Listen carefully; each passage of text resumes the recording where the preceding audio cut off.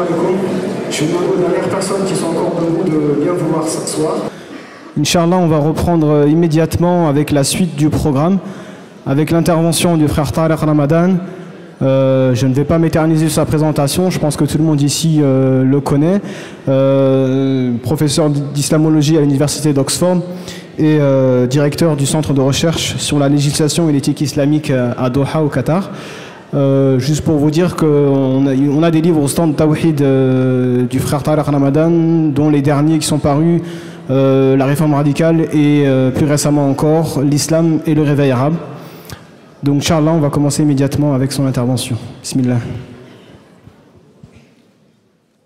أعوذ بالله السميع العليم من الشيطان الرجيم بسم الله الرحمن الرحيم والصلاة والسلام على أشرف المرسلين سيدنا محمد وعلى آله وصحبه أجمعين ونعوذ بالله من شرور أنفسنا ومن سيئات أعمالنا من يهدي الله فهو المهتد ومن يضلل فلن تجد له وليا مرشدا ونشهد أن لا إله إلا الله وحده لا شريك له ونشهد أن محمدا عبده ورسوله السلام عليكم ورحمة الله وبركاته.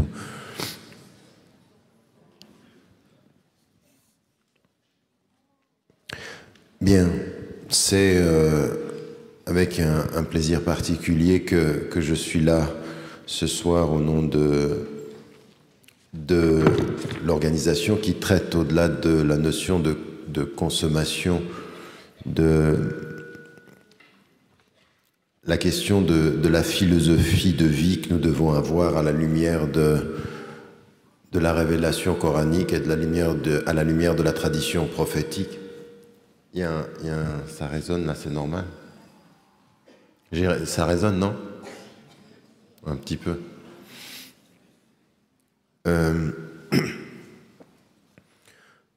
Donc,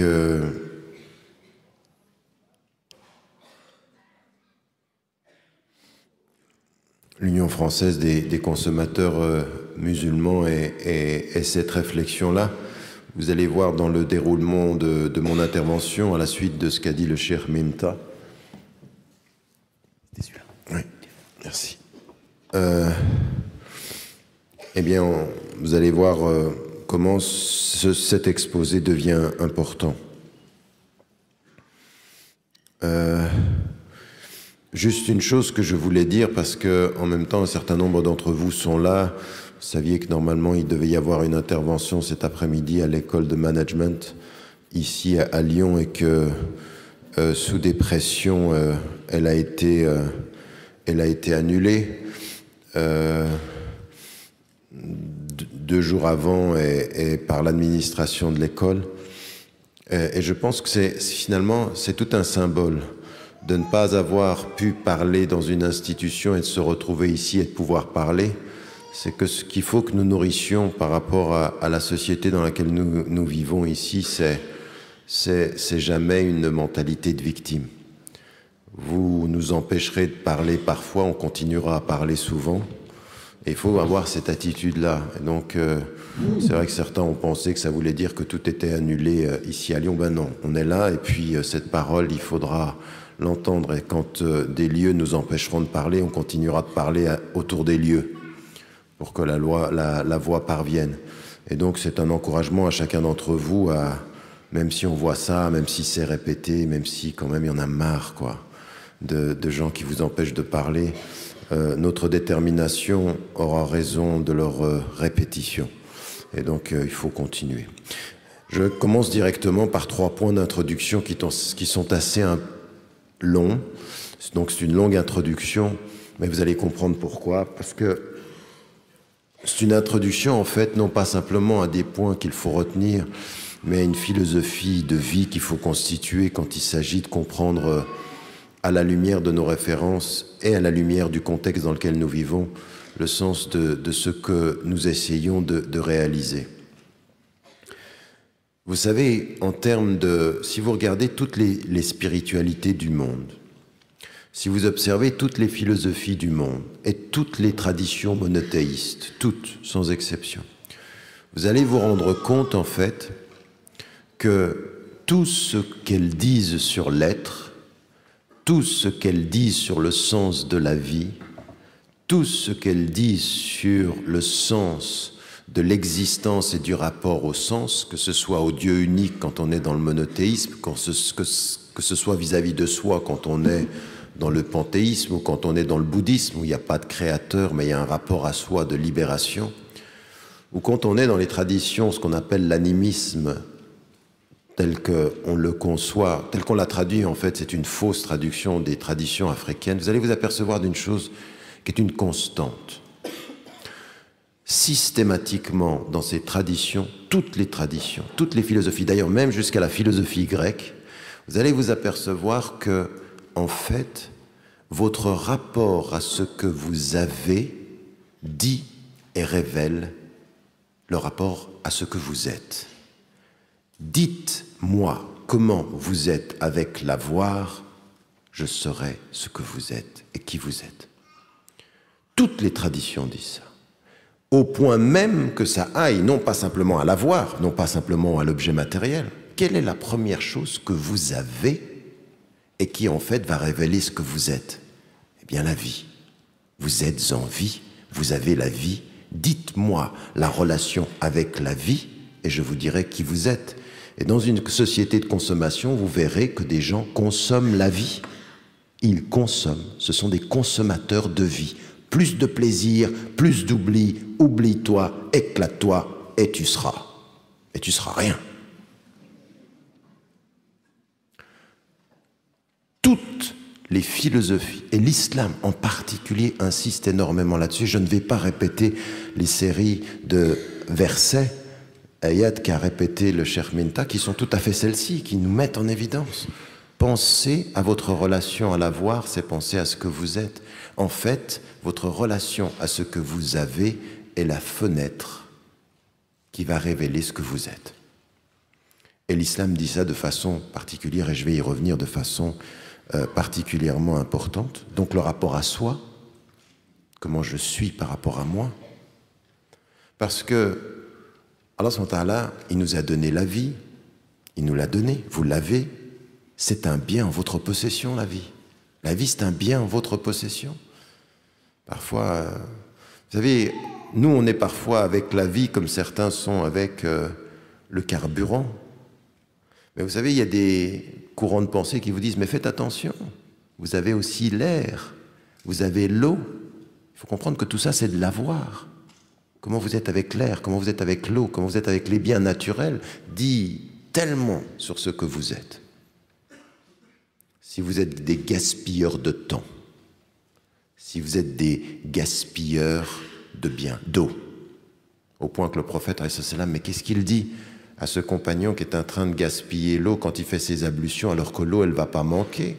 Il ne lui dit pas « préserve l'eau parce que l'eau va manquer ». Il dit « préserve l'eau parce que tu te respectes, respecte-toi un peu ». Et comment tu te respectes? En respectant ce que Dieu te donne. Il t'a donné de l'eau, respecte-toi dans la façon dont tu traites l'eau. Pas parce que ça va te manquer, mais parce que c'est comme ça qu'on est. On n'est pas respectueux des choses parce qu'elles nous manquent, on est respectueux des choses parce que nous sommes. Donc, on est là dans un rapport à la vie, fondamentalement, dans le rapport à soi, dans le rapport au bien, dans le rapport à la vie et à la mort. Et Allah subhanahu wa ta'ala, dans la tradition musulmane, il nous dit ceci depuis le départ. Il y a le verset qui a été rappelé tout à l'heure, il a créé la mort, il a créé la vie. Et la vie, il vous l'a donnée. Et il vous l'a donnée pourquoi? Parce qu'il va savoir qui vous êtes. Il va vous mettre à l'épreuve par l'avoir. En fait, vous allez révéler qui vous êtes par l'épreuve de l'avoir de la vie. Qu'est-ce que vous faites avec la vie? Au point que c'est cet rapport à la vie qui va déterminer votre rapport à la réussite et au succès. À ceux à qui le prophète alayhi salam parlait, et il dit, viendra un jour où vous serez des millions, mais vous ne vaudrez pas plus que l'écume à la surface de l'eau. Qu'est-ce qu'il dit? En fait, vous allez être prisonnier de ce que je vous ai donné. Ça, c'est Allah qui dira ça. Et le prophète alayhi salam, il dit quoi? Hubbid dunya. Hubbid dunya. Dunya, c'est ce que vous a été donné. La vie et la vie d'ici-bas, elle vous a été donnée. Et ce qui va faire votre perte en tant qu'être, c'est aimer ce qui vous a été donné aux dépens de ce que vous êtes. Même dans la vie, mais ce n'est pas tout.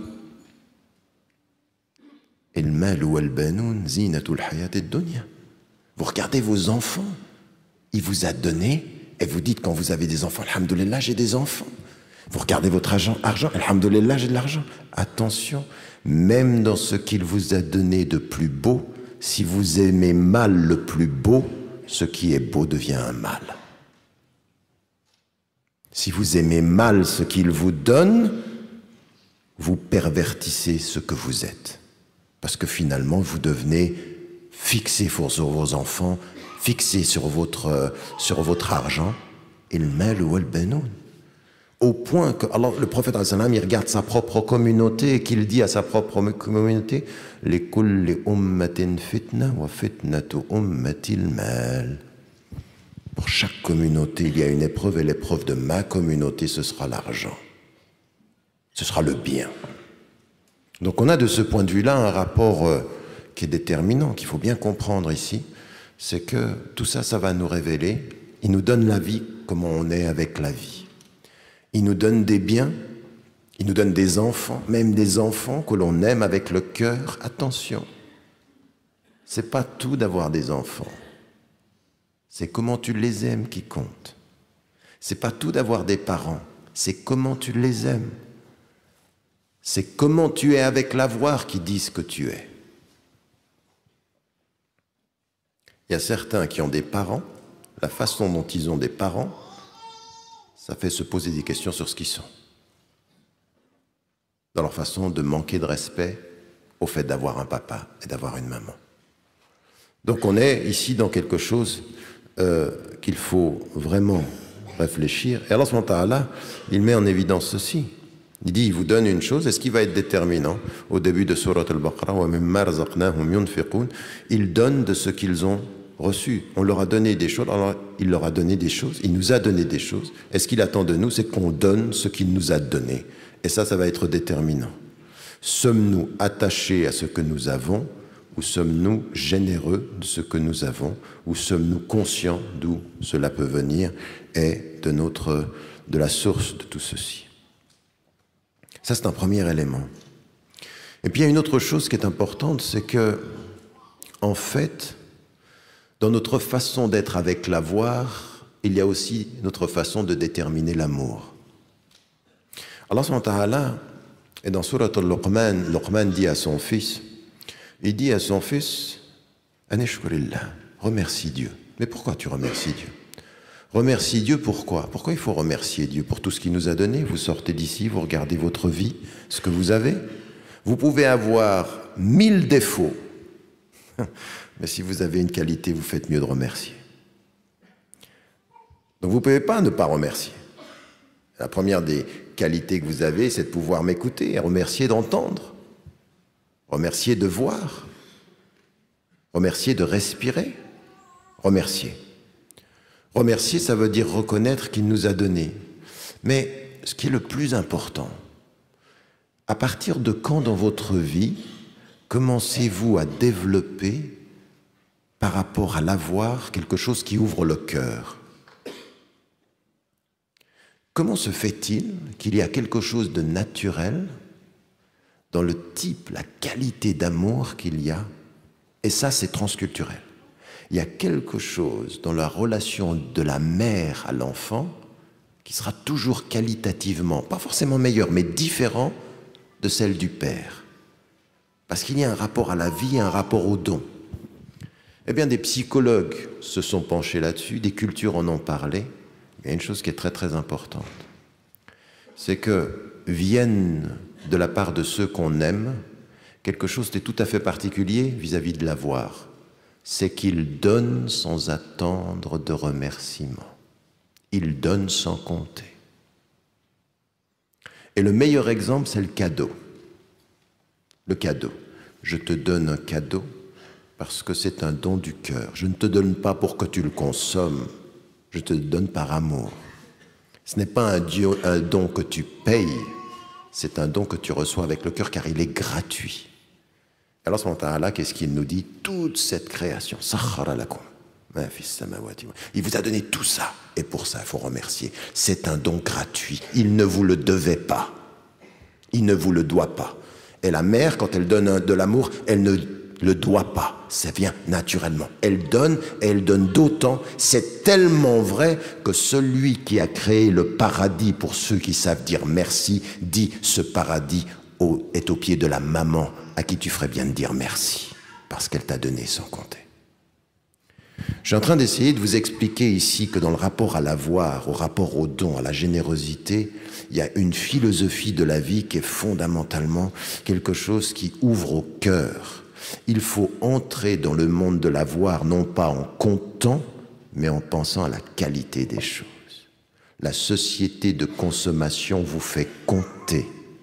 La spiritualité avec Dieu vous fait sentir, vous fait apprécier, vous fait remercier, vous fait comprendre le don sans argent, le don gratuit, celui qui est du haut de sept cieux et qui vous a donné tout ce qu'il vous a donné et qui vous dit la qualité de ce que vous êtes dépendra du remerciement par rapport à ce que vous avez. Mais ça veut dire quoi ça spirituellement? Ça veut dire que parfois vous rentrez, vous sortez, mais vous ne vous rendez même pas compte de ce que vous avez, donc vous oubliez de remercier. Vous ne vous rendez même pas compte. Des fois, vous ne vous rendez même pas compte que vous avez la chance de rentrer puis que vous vous trouvez à la maison, votre père, votre mère, ou votre femme, ou votre mari, ou vos enfants. Ils sont tellement présents que vous ne savez même plus que c'est un avoir, que c'est une présence, donc vous ne remerciez plus. Donc vous êtes spirituellement négligent par rapport à ce que vous avez. Et à des moments donnés, vous vous apercevez qu'ils sont là quand il faut leur téléphoner puis qu'il va y avoir un prix de l'appel.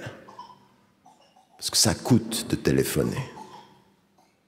Donc, parfois, on se rappelle qu'il faut remercier parce que le prix que l'on donne aux choses, et la spiritualité, c'est de toujours se souvenir que ce que l'on a une qualité par le prix matériel, mais par la qualité spirituelle et affective que l'on donne aux choses. Et ça, c'est ce que Dieu nous demande. Notre relation à lui passe par ça. Mais vous avez remarqué, depuis le début, je vous parle de la plus profonde des spiritualités de l'être par la médiation de l'avoir, par ce que nous avons. Parce que c'est cette qualité-là qui fera que vous êtes des consommateurs ou vous êtes des gens qui remercient. Des consommateurs sans conscience ou des croyants qui remercient. Des croyants qui remercient, qui savent donner de ce qu'ils ont gratuitement, pas en comptant. Nous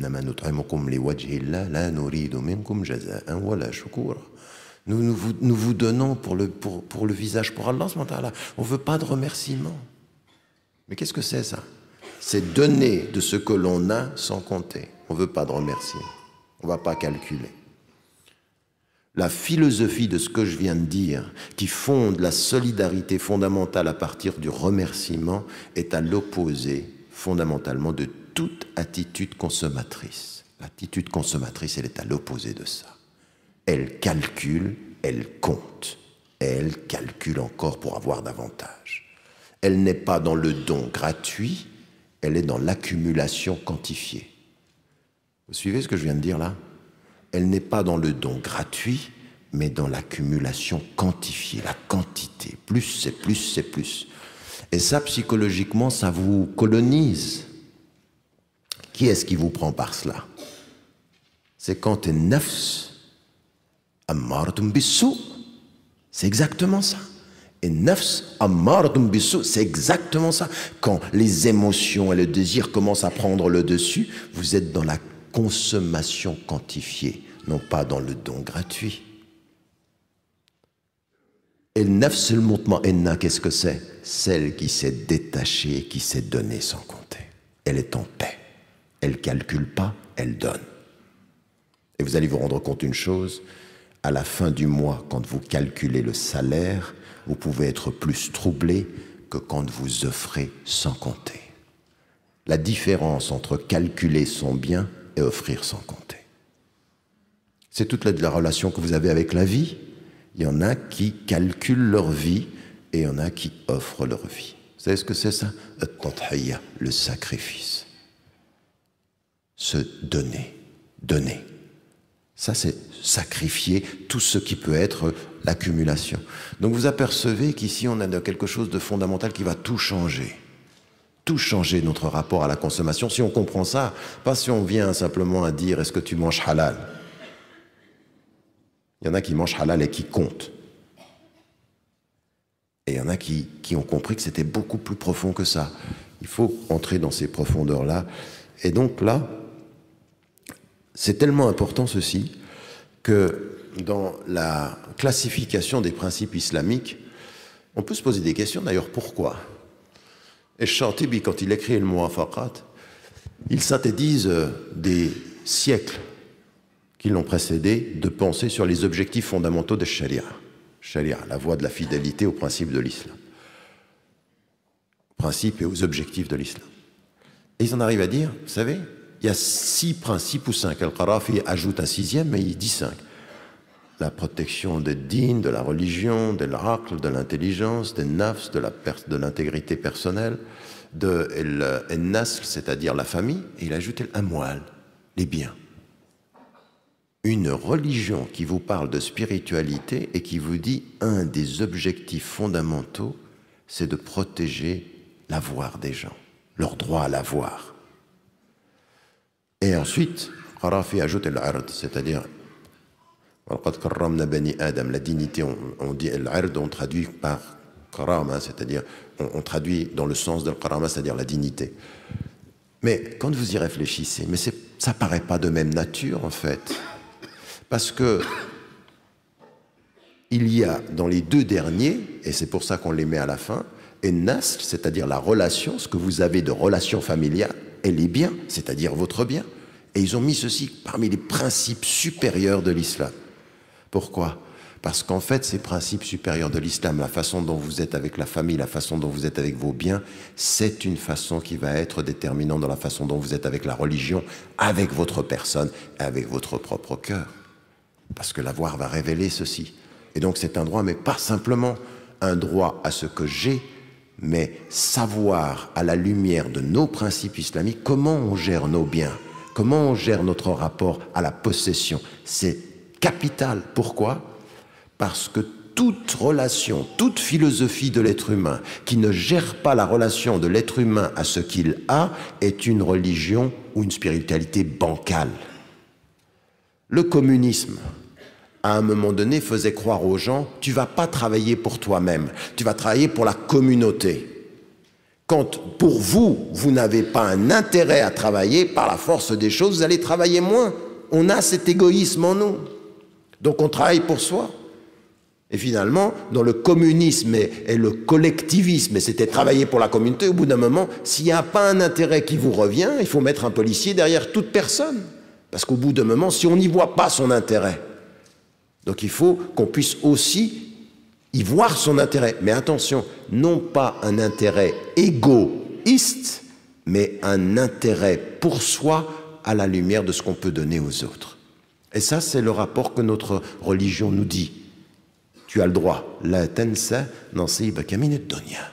N'oublie pas ta part dans la vie de ces... Mais attention. Wa ahsan.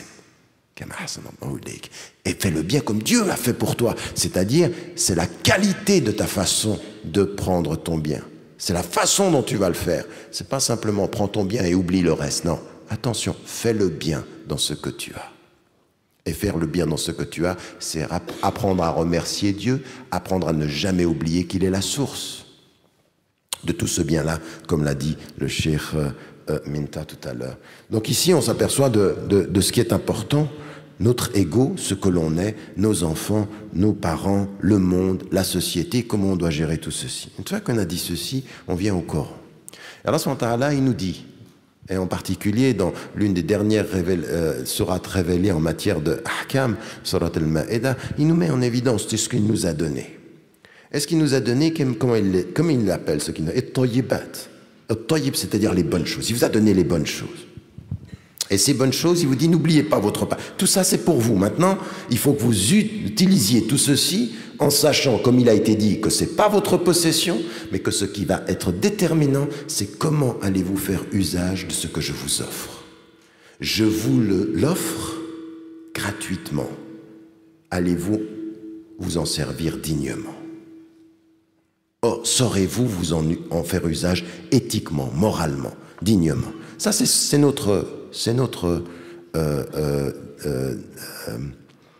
la raison d'être de notre vie sur la terre. Alors, c'est ce qu'il nous dit.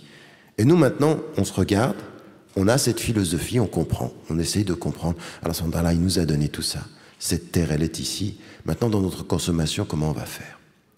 Eh bien, dans notre consommation, il nous dit qu'il va mettre un certain nombre de règles. Et il nous dit, attention, ces règles, il faut les respecter. À tel point que le prophète, quand il vient aux règles, il est extrêmement strict. Innal halala bayyinun, innal harama bayyinun. Ce qui est prescrit est clair, ce qui est interdit est clair. Vous n'allez pas jouer avec ça.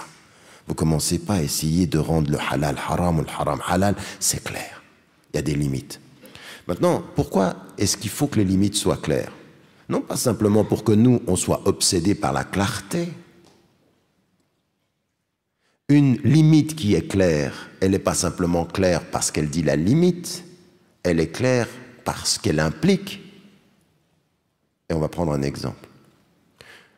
Il nous est dit, quand vous allez manger de la viande, il faut que cette viande-là, elle ne soit pas sacrifiée pour un autre que Dieu. Que l'intention de donner la mort à un être vivant, parce que l'animal est vivant, il est au nom de Dieu, parce que Dieu vous a dit qu'en son nom, vous pouviez manger de cette nourriture. La vie que vous prenez, elle n'est, en mauvais français, prenable qu'au nom de Dieu. Et vous allez la consommer. Donc vous faites un acte ici qui n'est pas simplement un acte formel d'inscrire la mort au nom de Dieu, mais d'inscrire votre consommation comme remerciement de ce qu'il vous a permis. En appliquant le sacrifice, vous n'idolâtrez pas le geste, vous adorez le Créateur qui vous dit « Cette vie vous est offerte par ma miséricorde. » Birahmati. Ça, c'est un don. Et donc, c'est une façon pour nous d'inscrire. Qu'est-ce que vous devez faire? Alors maintenant, on remonte inductivement. Regardez de la règle, comment il faut remonter à l'essence. Qu'est-ce que dit la règle? La règle, elle vous dit, attention, quand vous allez faire et établir le sacrifice de l'animal, la première des choses dont vous devez vous rappeler, quand vous allez sacrifier l'animal, est que vous dites « Bismillah, Allahu Akbar ». Qu'est-ce que vous êtes en train de dire? Une formule magique? Comme certains, ils ont transformé les plus belles paroles de l'islam en formules de manifestation. Allahu Akbar. Ça même pas ce qu'ils disent. Allahu Akbar. Mais de quoi tu parles? Tu dis Allahu Akbar comme tu dis... Non, je ne vais pas prendre d'exemple. Pour être mal pris. C'est pas ça. Bismillah. Je commence par Dieu, au nom de Dieu je le fais, et il est le plus grand. Qu'est-ce qu'on est en train de dire? Cette formule vous dit, attention à la source. D'où vient l'animal que vous allez égorger? Qui l'a mis à la disposition de votre nourriture? L'un, l'unique. Premier élément, dans votre façon de sacrifier, il y a le rappel de la source, l'unique. Mais ce n'est pas fini. Le prophète, il nous dit que quand on va s'en prendre à l'animal, il y a deux choses qu'il faut éviter. La première qu'il faut faire pour éviter la souffrance de l'animal, c'est d'aiguiser son couteau. Et la deuxième, c'est de lui éviter la souffrance. Première des choses que vous faites, vous vous posez la question de la source. La deuxième des choses que vous faites, vous vous posez la question des moyens, n'est-ce pas? Comment je fais ce que je dois faire? Au nom de Dieu, je dois le faire avec les meilleurs moyens qui soient pour éviter sa souffrance et ma faute. sa souffrance à l'animal. Pourquoi je dois lui faire éviter la souffrance? Parce qu'au nom de Dieu, il lui a donné la vie, il me donne le droit de la consommation, il m'interdit la faute de la souffrance. Il me l'interdit. C'est éthiquement faux de manger une viande qui ne serait que halal sur la technique et faux sur la souffrance de l'animal. Si on comprend le principe profond de ce que ce devrait être que notre religion. 1, on s'est posé la question de la source. 2, on s'est posé la question du moyen. Mais c'est pas fini. Bismillah, Allahu Akbar vous pose la question de l'objectif. Pourquoi vous dites ça? Pourquoi est-ce que vous sacrifiez pour vous nourrir et célébrer la vie qu'il vous a donnée sans jamais l'oublier? Je mange pas pour oublier, pas pour vivre en t'oubliant, mais je mange en me souvenant de celui qui m'a donné la vie pour rester en vie, tout en mangeant. C'est pour ça que je mange. Je donne du sens à ma nourriture. Je reste en vie. Bismillah. Walhamdulillah, wallahu akbar. Ce qui se peut que je mange et que je meure tout de suite après. 1, vous posez la question de la source. 2, la question des moyens. 3, la question des objectifs. Et tout ça à la lumière de philosophies qui viennent directement des textes. 1, vous consommez en fonction de la nécessité, la tusrifu, jamais dans l'excès. En d'autres termes, Dieu sait que vous avez des besoins et il vous dit, n'oubliez pas vos besoins, mais attention, répondre à ces besoins est une nécessité, aller dans l'excès au-delà de ces besoins est un emprisonnement. Vous répondez à vos besoins dans la nécessité, mais si de la nécessité vous êtes passé à l'excès, vous êtes passé de la liberté à la dépendance.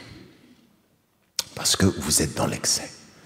2 choses sont importantes qui vont être 1, se poser la question de la source. 2, la question des moyens. 3, la question des objectifs. Et tout ça sur 2 et sous 2 lumières. 1, ne jamais aller dans l'excès.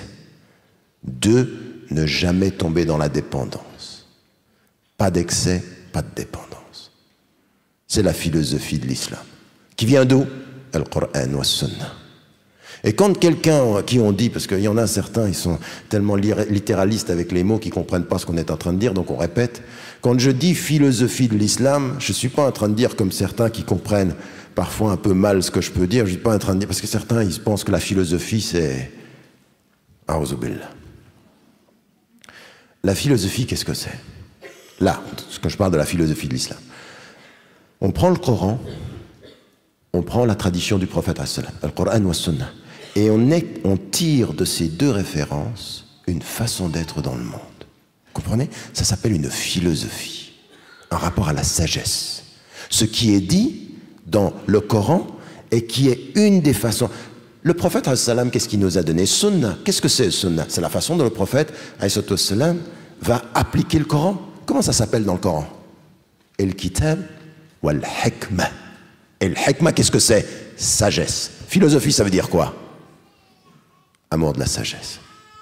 L'amour de la sagesse, c'est comment le prophète a appliqué avec sagesse les prescriptions de l'islam. Et qu'est-ce que c'est avec sagesse? Avec cohérence, dans la paix, dans le remerciement. Il a tiré une philosophie de vie. Vous vous posez la question des sources, d'où ça vient?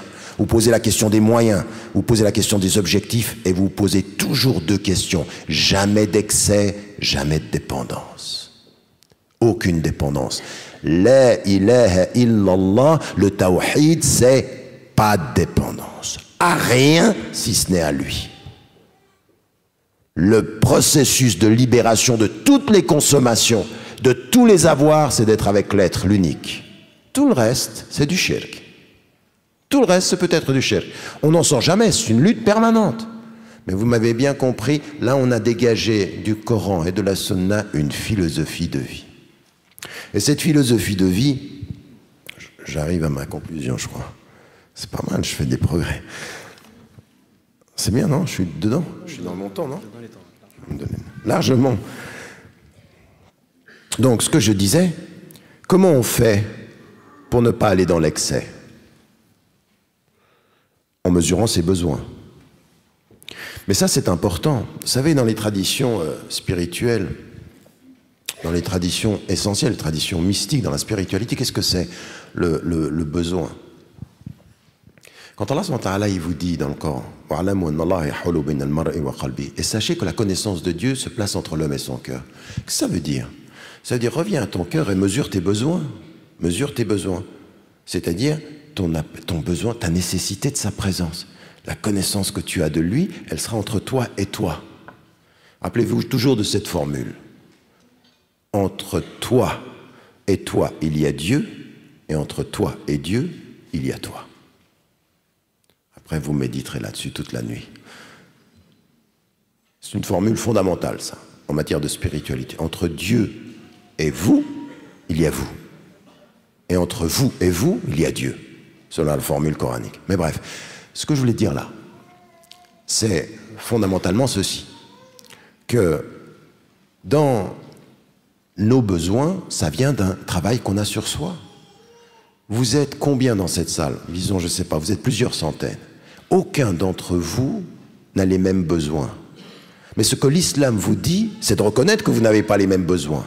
Mais votre réponse en remerciant Dieu, c'est de faire et de prendre exactement ce dont vous avez besoin et pas d'excès. Mesurez vos besoins. Et à un moment donné, il faut même réfréner vos besoins.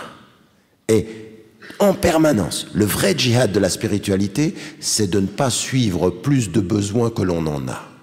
Exactement le contraire de la société de consommation. La société de consommation, qu'est-ce que c'est la publicité? Ça, je vous renvoie à un livre, si vous ne l'avez pas lu, lisez-le, c'est un livre de Marcus qui s'appelle L'homme unidimensionnel.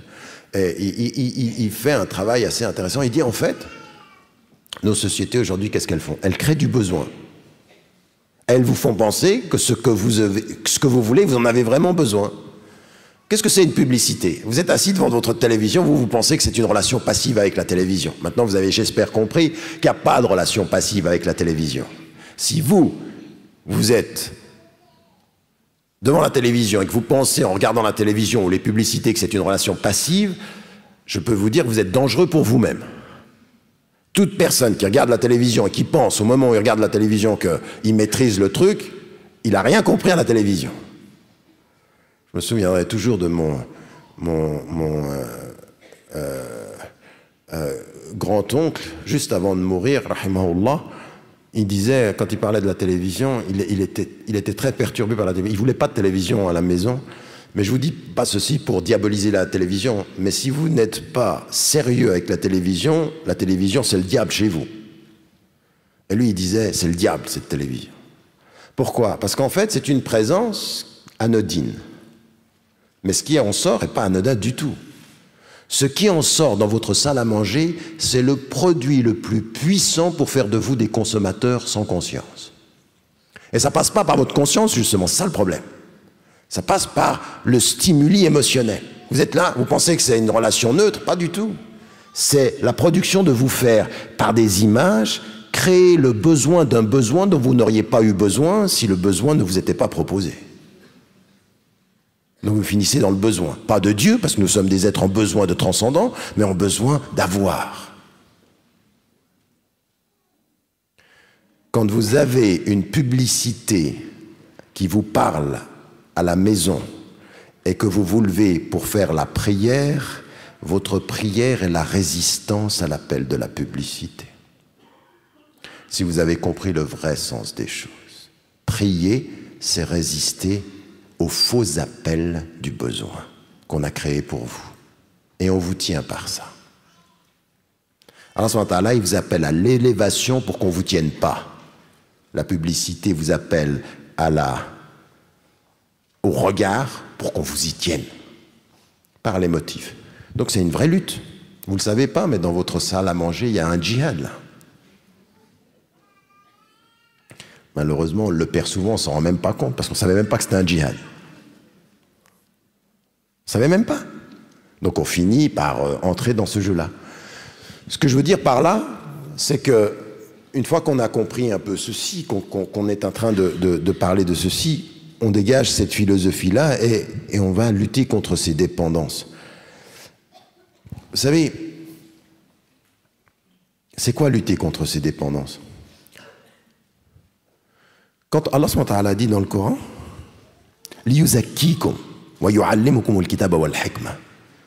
Allah subhanahu wa ta'ala, il a envoyé le prophète alayhi salatu wassalam, et il a envoyé des messagers pour vous purifier. Mais qu'est-ce que c'est purifier? Parce que vous êtes impur? Non, qu'est-ce que c'est la purification? La purification, c'est lutter contre vos propres attachements, vos emprisonnements, vos fausses adorations. Oui, purifier, c'est ça. C'est pas tazkiyat an-nafs, c'est la sortie de l'ego pour aller à Dieu. C'est la libération vers Dieu. Et tazkiya, c'est une purification qui est libération en Dieu. C'est de vous libérer des besoins. Liyuzakkikum, c'est faites attention, votre première prison, c'est l'ego. Tazkiyat an-nafs. Puis ensuite, c'est les biens. Le détachement, c'est ça la purification. La purification, c'est se détacher des choses pour ne dépendre que de l'être des choses. L'être qui a créé les choses. C'est ça, non? C'est ça qu'on entend par purification. C'est ça, tazkiyat an-nafs, c'est je sors de mon ego et je dis la ilaha illallah en conscience pour lui. Et je vis pour lui. Mais c'est jamais comme ça. Jamais je ne vis que pour lui. Donc je suis tout le temps en lutte. Jamais je ne fais que pour lui. Je le fais pour d'autres raisons. Mais je suis tout le temps dans ce travail-là. Donc je lutte contre mes dépendances. Et la première des choses qui est placée au cœur de la ilaha illallah, vous rentrez dans l'islam, vous priez pour vous détacher et purifier votre ego. Vous donnez la zakat pour vous purifier. Même géographiquement, vous vous purifiez. Le pèlerinage est une purification géographique. Parce qu'à un moment donné, vous pouvez aimer vos racines. C'est mon pays. Et Allah subhanahu wa ta'ala, depuis le centre, il dit viens. Viens. Laisse tes racines et viens. Ça, c'est ta djihad. Là, maintenant, tu vas venir au centre. Au centre, tu vas me trouver. Je suis à la périphérie, mais au centre, il faut venir une fois dans ta vie. Purifie-toi de ton rapport à ta culture, à tes racines, à la géographie et à l'espace. Même ça, c'est une purification. Et la zakat, c'est la même chose. Et le jeûne, c'est la purification du corps. Toutes les purifications sont détachement du bien par le jeûne, détachement du rapport à la géographie, mes racines, chez moi quand même. Mais qu'est-ce que ça veut dire? Tu penses que tu es un bon Algérien? Tu penses que tu es un bon Africain? Tu penses que tu es un bon Français? Maintenant, tu lâches tout ça et tu vas au centre. Là-bas, on n'est que des êtres humains. Il n'y a pas de couleur, il n'y a pas de riche, il n'y a pas de pauvre, il n'y a que lui. Ça, c'est la purification.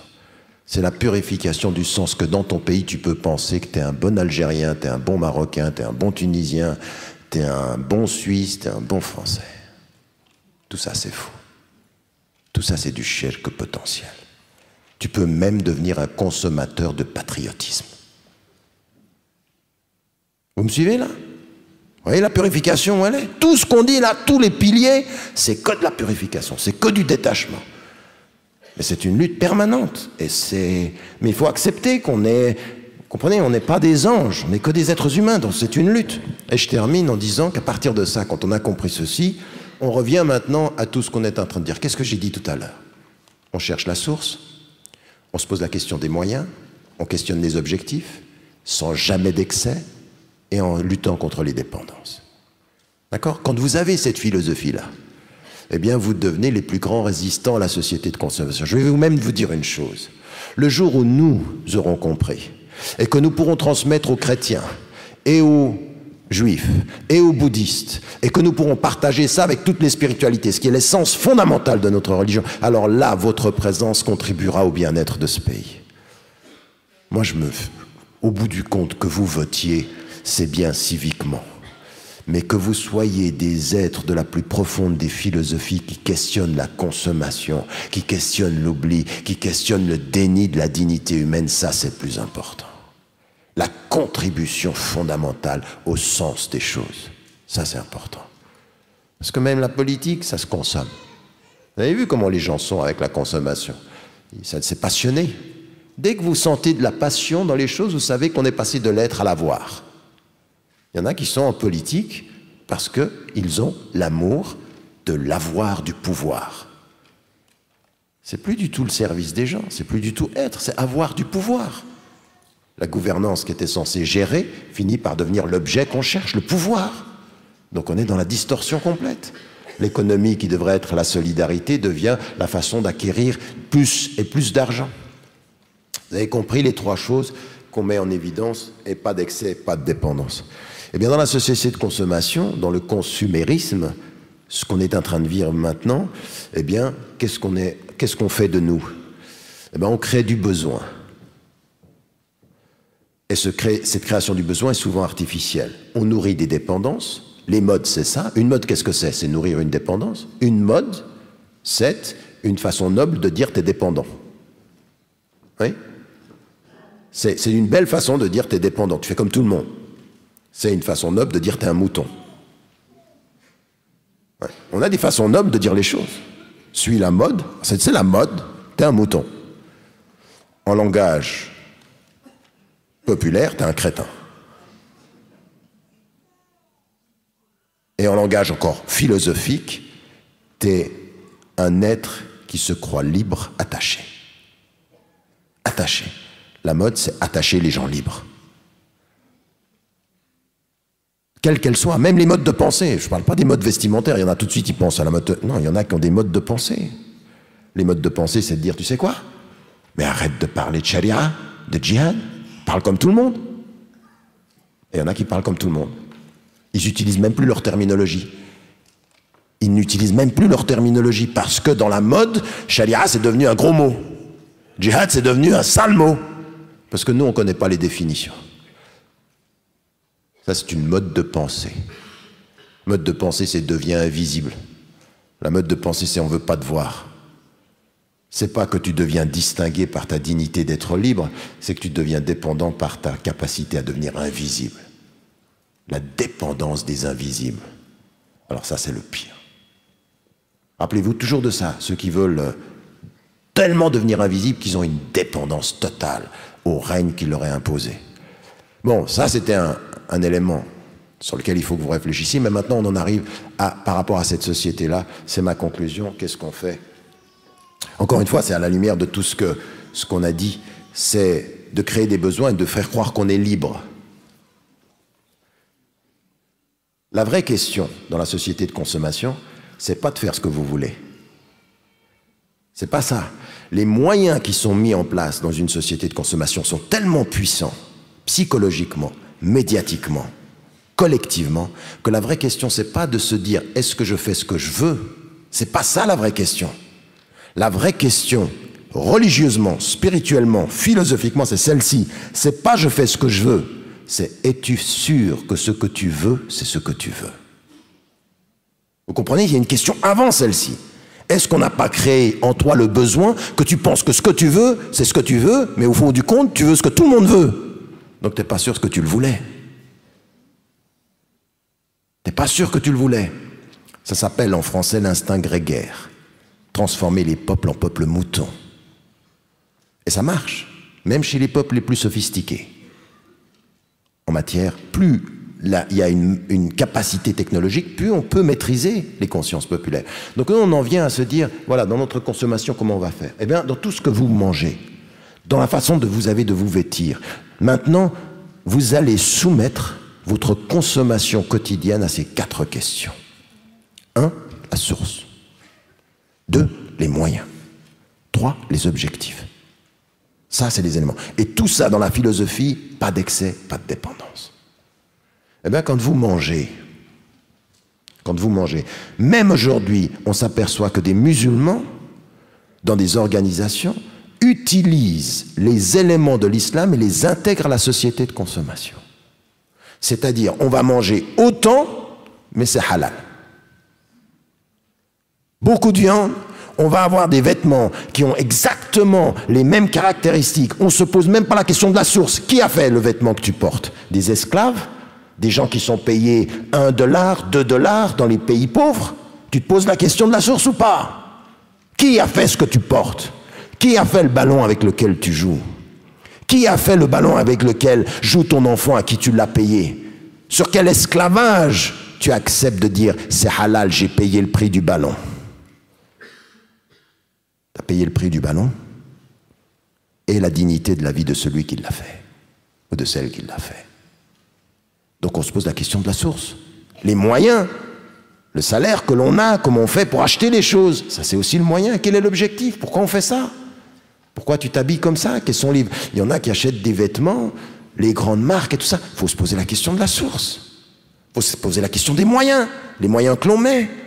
Des sommes incroyables qu'on peut mettre pour des choses complètement futiles. Et puis ensuite, on achète et on achète. On est dans une dépendance et dans l'excès et on oublie les objectifs.